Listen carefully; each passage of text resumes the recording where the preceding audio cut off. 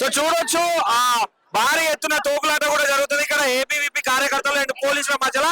So ఏదైతే district education office ఉందో దాన్ని విజయవంతంగా మేము ముట్టడిస్తాం. ఖచ్చితంగా స్కూల్స్ ఏవైతే రద్దు చేయాలని చూస్తున్నారో రేవంత్ రెడ్డి, ఏదైతే విద్యార్థులు ఉన్నారో వాళ్ళకి విద్యని పేద విద్యని అందకుండా చేస్తున్నారు. ఇది కరెక్ట్ కాదు అని కూడా విద్యార్థులు ఆవేదన వ్యక్తం చేస్తున్నారు. అండ్ భారీ ఎత్తున నిరసన కూడా ఇక్కడ చేస్తున్నారు. అండ్ గేర్లు కూడా దూకడానికి కూడా వాళ్ళు ప్రయత్నిస్తున్నారు. ఏదైతే 27,000 స్కూళ్ళని 4,000 స్కూళ్ళకి కుదిస్తామని చెప్పేసి మాట్లాడారు. ఇది కరెక్ట్ విధానం కాదు. పేద మధ్యతరగతి బడుగు బలహీన వర్గాలకు కూడా విద్యని అందుబాటులోకి తీసుకురావాలి. మేము ఖచ్చితంగా విద్యార్థుల తరఫున, పేద విద్యార్థుల తరఫున కొట్లాడతాం. అండ్ అందరికీ విద్య అందించే వరకు మేము నిద్రపోమని కూడా ఏబీవీపీ కార్యకర్తలు నిరసన వ్యక్తం చేశారు. అండ్ భారీ ఎత్తున పోలీసుల మధ్యలో ఏబీవీపీ కార్యకర్తల మధ్యలో కూడా తోపులాట జరుగుతుంది. అండ్ ఇక్కడ లేడీస్ అని కూడా చూడకుండా కూడా ఇక్కడ లాగేస్తున్న పరిస్థితి. అండ్ చూడొచ్చు ఇక్కడ లేడీస్ కూడా లాక్కెళ్తున్నారు. ఈ రాష్ట్ర ప్రభుత్వం ఏబీవీపీ కార్యకర్తలకి గిఫ్ట్ జైల్లో పంపించడు. ఏం చేసేది విద్యార్థుల కోసం చూడొచ్చు లేడీస్ కూడా ఎక్కడికక్కడ లాక్కెళ్తున్న పరిస్థితి పోలీసులు. అండ్ ఏదైతే మొన్న ఎన్ఎస్యుఐ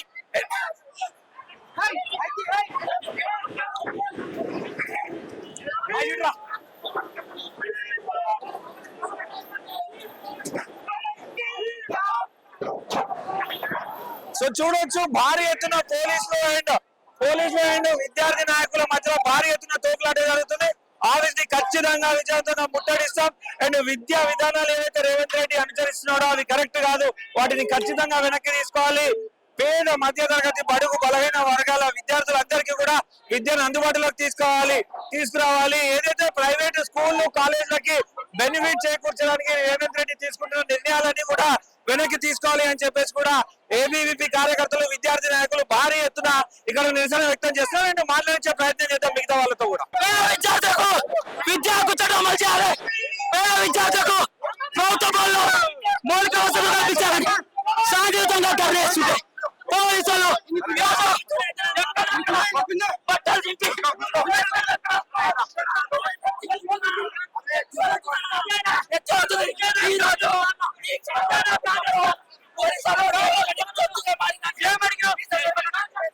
ధర్నా చేయడానికి వస్తే కొట్టి చంపేస్తారు.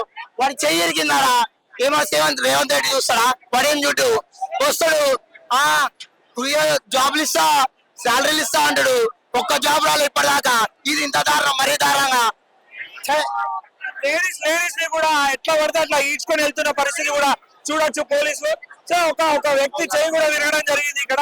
అండ్ లేడీస్ అని కూడా చూడకుండా ఎట్లా పడితే అట్లా కూడా ఈడ్చుకెళ్తున్న పరిస్థితి కూడా మనం చూడొచ్చు. అండ్ ఏబీవీపీ కార్యకర్తలు ఖచ్చితంగా మేము ఆఫీస్ ని ముట్టడించి తీరుతాం. రేవంత్ రెడ్డి విద్యా విధానాలు వెనకాలకి తీసుకునేంత వరకు మేము పోరాడతామని చెప్పేసి కూడా ఏబీవీపీ కార్యకర్తలు అందరూ కూడా చాలా పెద్ద ఎత్తున ఇక్కడ నిరసన వ్యక్తం చేస్తున్నారు. అండ్ చూసుకున్నట్టయితే అందరి బట్టలు కూడా చిరిగిపోవడం జరిగింది. కార్యకర్తలు అందరూ కూడా టీ షర్ట్లు లాంటివి కూడా చిరిగిపోవడం జరిగింది. సో చూడొచ్చు భారీ ఎత్తున పోలీస్ బలగాలను కూడా ఇక్కడ మోహరించడం జరిగింది.